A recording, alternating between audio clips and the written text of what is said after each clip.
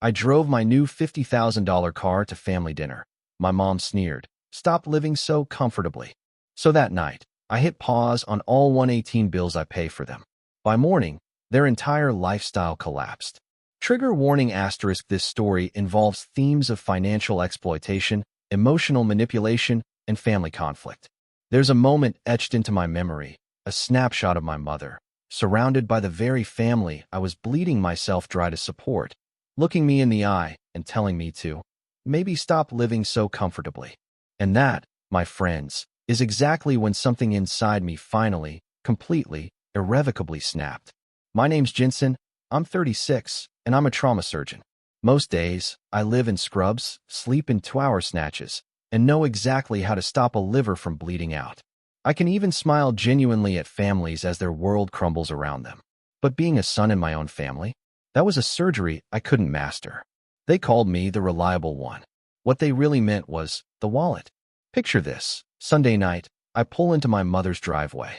I'm in a used luxury sedan, nothing wild, maybe 50 grand, 5 years old, low miles. It was the first thing I'd bought. In 3 years of saving, that wasn't for them, just for me. And honestly, it wasn't even flashy. As the porch light flickered, my mom, Mara, appeared, a dish towel slung over her shoulder like a battle flag. My brother, Nate, was in the doorway, glued to his phone. My sister, Tasha, leaned on the rail, whispering into hers. I killed the engine, and for a fleeting second, felt a tiny, fragile spark of pride. My car. It's used, I called out, before she could even get a word in. Finally traded in the Civic. Nate whistled. "Dr. Moneybags," he sneered. Tasha's eyes, though, just slid over the hood, utterly unimpressed. "Hope you can still swing Harper's tuition next month," she said. They increased the lab fee again. Inside, the table was set, roast chicken, potatoes, salad, and that same cracked bowl we'd had since I was 10.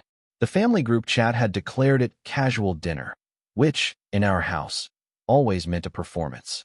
As I sat down, Mom laughed, tapping my wrist like it was some inside joke. "Maybe stop living so comfortably, huh?"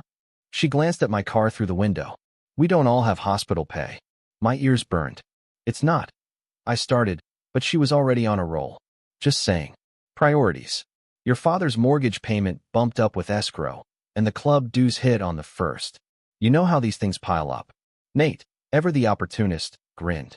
"And my Jeep needs tires." "Safety, bro." "Harper's robotics camp," Tasha chimed in. "You promised."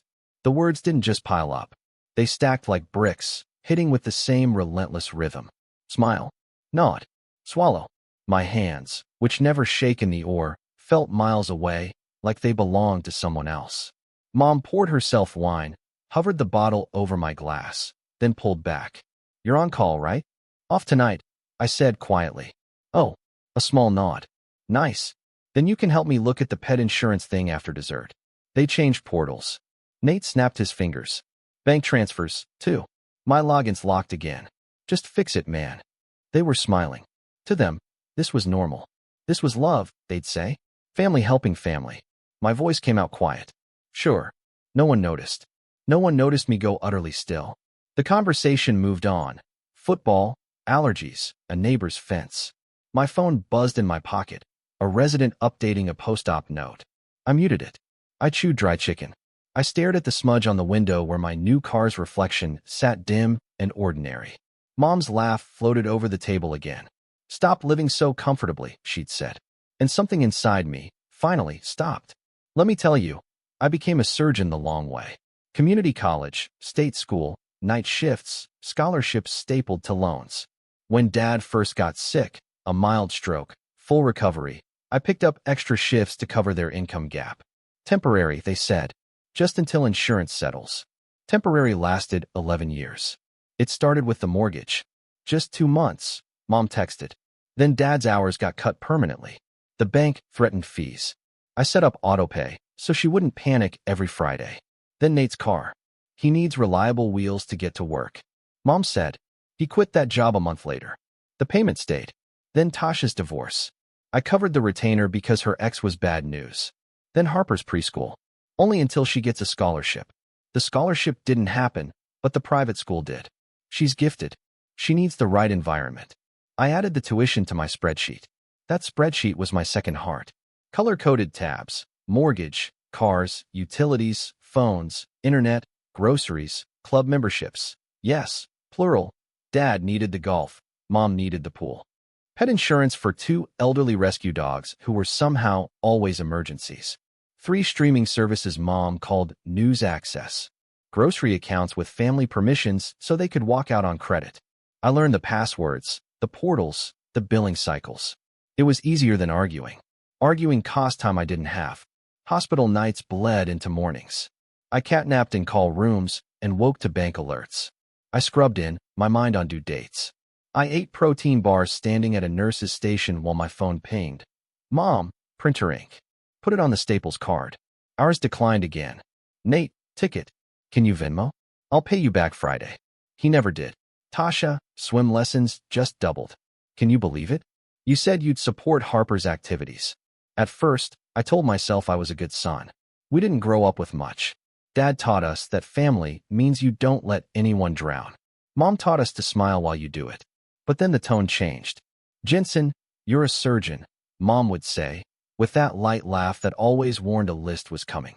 This is nothing for you. If I hesitated, she'd switch scripts. I carried you for 9 months. You wouldn't be here without me. Nate added his noise. You're single. No kids. Your money is practically extra. Tasha perfected the whisper.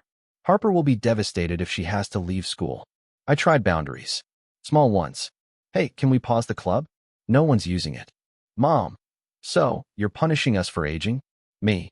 Nate, you need to call the bank yourself. Nate, I'm working on my mental health. You want me stressed? Me. Tash, let's compare schools. Tasha, why do you hate that my daughter thrives? I'm good with bodies. Not with this. 2 years ago, I got promoted to attending. The congratulations dinner at Mom's house turned into a budget meeting. Dad raised a toast. To our son, Dr. Jensen. Everyone clapped. Mom passed me an envelope. While you're here, can you sign these? The mortgage refinance needs your W-2. I signed. I told myself I was helping them get a better rate. I told myself I was the only one who could. Every time I thought about cutting the cord, something urgent happened. Dad's second scare. Nate's car suspension, which wasn't his fault if you listened to him. Tasha's ex showing up at school pickup. I paid. I told myself money was the easy fix. It was proof I cared, even when I missed birthdays and school plays because of the ore. Then the asks got petty. We're switching to organic produce. Put the bigger plan on the grocery account. The dog needs acupuncture. The club added a wine locker. Dad deserves it after everything. When I said no, the air went thin. Mom would tilt her chin. I hope you're not becoming selfish. Nate would send a screenshot of his bank balance at 3 a.m. Look what you're making me do, man. Tasha would cry quietly on the phone. You're lucky you get to be a surgeon. You don't know what it's like to be a single mom. Why won't you help family? In between surgeries, I would open my spreadsheet and try to find fat to trim. There was none. I cut my own gym membership. I stopped streaming anything that wasn't the hospital's CME videos. My apartment furniture was still Craigslist. My vacation was a nap on my couch with the blinds down. That luxury car? Mom had laughed when she saw it. She didn't know I'd run the numbers for a year. That I'd driven the Civic until it wheezed like a dying accordion. That the car was safer for long night drives home when my eyes burned and my shoulders shook. They didn't ask how I was. They asked where the login was. One small moment snapped it into focus. Last month, after a 16-hour trauma day, I arrived at Mom's to find a package on the step. Monogrammed towels with the club's logo. Inside, the dogs wore little bandanas that matched. A bill sat on the counter with a yellow sticky note in Mom's handwriting. Can you handle this, XO? That night, in the dark, I scrolled through my own bank app. I counted the repeating debits. 118 entries across all accounts, all months. Some small, some heavy, all invisible to them. I thought about the oath I took. I thought about what care really means. I thought about how my hands never shake in the trauma bay, but they trembled holding my phone. At dinner tonight, when Mom laughed and said, maybe stop living so comfortably, the last thread gave. I didn't argue. I just said, sure. The kitchen got loud again. Nate's story about a coworker. Tasha's update about school drop-off politics. Mom's commentary on everyone's choices, as if she were the foreman of a very busy factory. I cleared plates. Stack them how she likes. I scrubbed her roasting pan while she scrolled on her iPad at the table, then called me from 10 feet away. Jensen, remind me, what's the password to the mortgage portal? Nate's birthday with an exclamation, I said, then corrected myself. No, we changed it last month after the lock.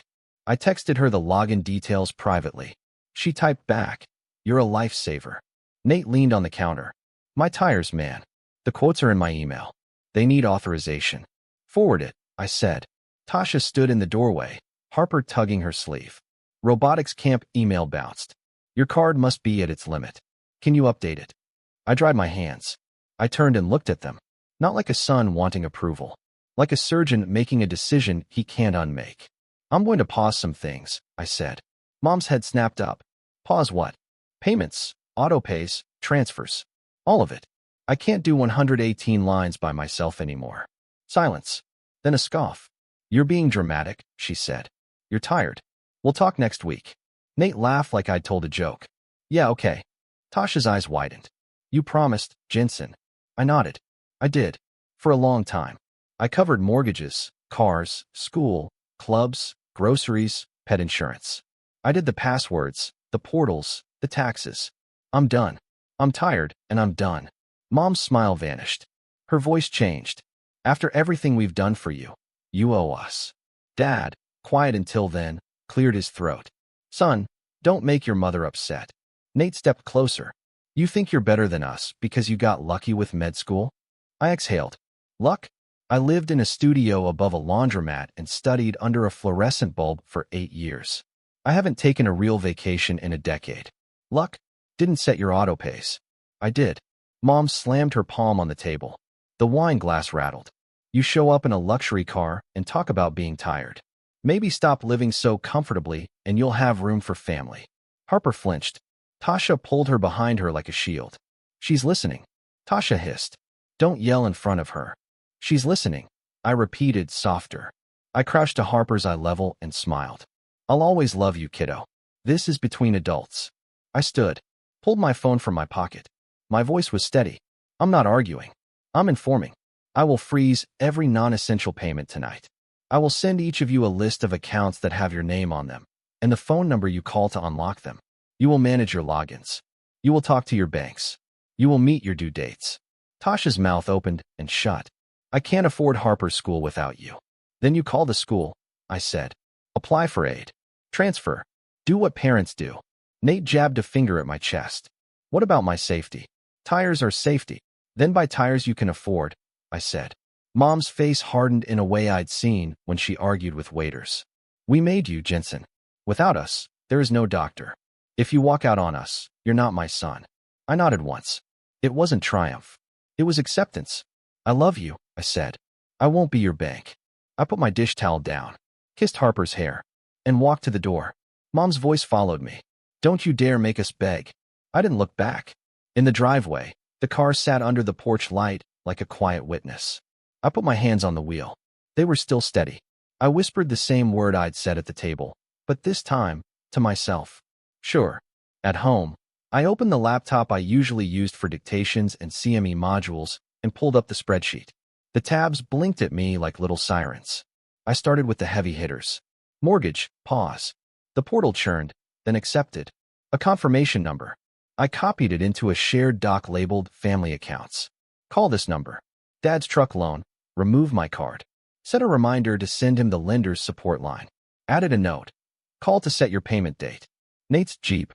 Canceled the autopay. The site tried to guilt trip me with red banners. Are you sure you want to risk a missed payment? I clicked yes. Copied the customer service number. Sent it. Private school. I opened the account and saw the tuition figure that always made my throat tighten. Toggled off automatic. Downloaded the financial aid forms and attached them to an email to Tasha. Here are options. Deadlines. Meet with the school. I will pay for this semester to give you time. After that, you'll decide what you can sustain. I hit send. My chest loosened a millimeter. Grocery accounts. I turned off family charge permissions. I wrote Mom a clear message. Your card will work. Mine will no longer be on file. If you need help setting a budget, I'll sit with you once. After that, you can call the store, not me. Club memberships. Cancel. Cancel. Cancel. 2 clicks. A long hold. A representative who recognized my last name. "We'll be sorry to lose you," he said. "You're not losing me," I said. "You're losing my auto pay. Pet insurance. I left it for last. The dogs were old. I didn't want to punish them for human choices. I switched the billing to monthly, not annual, and texted Mom. "You'll get a call to put your card on file. I'll cover 60 days while you sort it."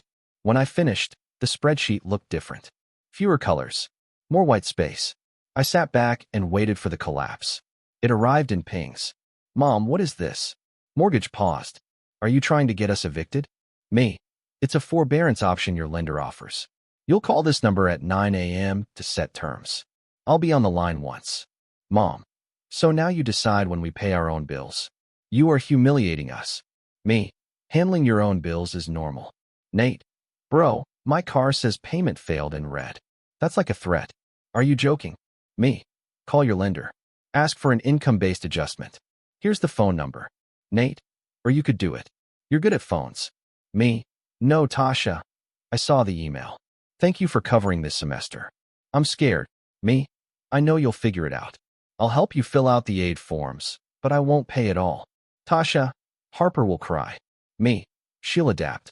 Kids do. Adults, too." At 2 a.m., the house went quiet. My body remembered the shape of real sleep. I woke up before my alarm, with the kind of start I get when a trauma pager beeps.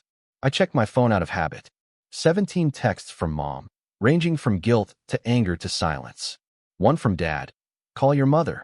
One from Tasha. "Can we meet at 4 to do the forms?" One from Nate. A blurry photo of his dashboard warning light with the caption, "This is on you." I made coffee. I wrote out a script, like I do before a hard family meeting at the hospital. Short sentences. No apologies. Yes to transitional support. No to being a permanent system. Yes to teaching. No to doing it for them. At 9 a.m., I called the mortgage lender and three-wayed Mom. She answered on the third ring, voice flat. While we waited for a rep, she said, "I cannot believe you'd put us through this." "Mom," I said, "I've been putting us through this for a decade. You didn't feel it because I absorbed it." The rep came on. We verified. We requested a hardship plan. I stayed on mute unless necessary. When the call ended, Mom sniffed. "I guess it's handled." "It started," I said. "You'll call them in 30 days again." Silence. Then something softer. "You always were good at calls." "I won't be your call," I said. "You will be your call." Nate refused to phone his lender until they threatened a late fee. He texted me fine, like it cost him blood. He set up a smaller plan. He sent me a screenshot of his tires with a passive-aggressive caption, "Hope you're happy with this." I didn't respond. Tasha showed up at my apartment with a messy bun and a folder. We sat at my tiny kitchen table and filled in boxes. Income. Expenses. Household size. She cried quietly when she had to write her current balance on a line labeled assets. "I feel like a failure," she said. "You're not," I said. "You're adjusting. That's different. What if the school says no? Then you find a school that says yes." She nodded. She took a breath. "Mom's going to hate you for this." "I know," I said. "She'll be okay." At the hospital, I braced for distraction. It didn't come. I was sharper in the or, not duller. My brain, which had been juggling their due dates, focused fully on my patient's anatomy. I went home tired, not hollow. I cooked eggs in a pan that was mine. Ate them on a plate that was mine. Turned on a lamp that was mine. The apartment felt quiet. Not empty. Quiet. Mom escalated. Group chat blasts. Jensen stopped paying for his family. Aunts chimed in with clucks. Cousins asked for the full story like it was gossip. I posted one message. "I love you all. I'm not a bank." Direct future questions to the account holders, not me. Dad called and tried a different route. "Son, your mother's embarrassed. People talk. They can talk to their lenders," I said. He sighed. "This isn't who you are." "It's exactly who I am," I said. "Someone who knows where to clamp a bleeder." The second week, the club called Mom for a final confirmation. She told them loudly, within earshot of anyone at the desk, that her son had abandoned his obligations. The story spread like chlorine through the pool. Tasha texted me an hour later, "Mom's blowing up." Also, Harper got a partial scholarship. "It's not full, but it's something." She added, "Thank you for making me apply." I wouldn't have. I sat on the edge of the hospital bed in the call room and let that settle in my chest like a warm compress. Nate's group DM with his friends went quiet after two of them told him to stop flexing photos of weekend bar tabs if he couldn't buy tires without help. He sent me a lone text at midnight. "What's a snowball payment?" I sent a link. He said nothing else. The third week, Mom knocked on my apartment door. I'd never given her a key. She stood there with a Tupperware and eyes like a storm cloud. "Chicken," she said, thrusting it at me like a truce. "From Sunday." "Thank you," I said. I set it on the counter and didn't invite her in. She looked around the doorway. "You live so small." "I live so mine," I said. Her mouth tightened. Then it broke. "I'm scared," she said, a whisper I'd never heard from her. "What if we mess this up?" "You will," I said gently. "And then you'll call the number, and you'll fix it, like grown-ups." Tears filled her eyes. "You're cruel." "I'm late for shift," I said. "I love you." She turned away, shoulders high. Halfway down the hall, she stopped. "Your car looks nice," she said, without turning back. "The leather smells new." "It's used," I said. "I know," she said. "It still smells new." She left. I breathed. The apartment was quiet again. This time, it felt like possibility, not an absence. By sunrise on the fourth week, their normal had changed shape. Bills were theirs. Choices were theirs. It was messy. It was honest. And mine, finally, were mine. It didn't end with forgiveness and a group hug. It ended with boundaries that held. Harper transferred to a magnet program with a robotics club that didn't cost 3 mortgages. She sent me a video of her first little bot making a shaky turn. "Look," she yelled into the camera. "It follows a line." I watched it 3 times and grinned like an idiot in an empty stairwell. Nate stopped sending me screenshots of zeros.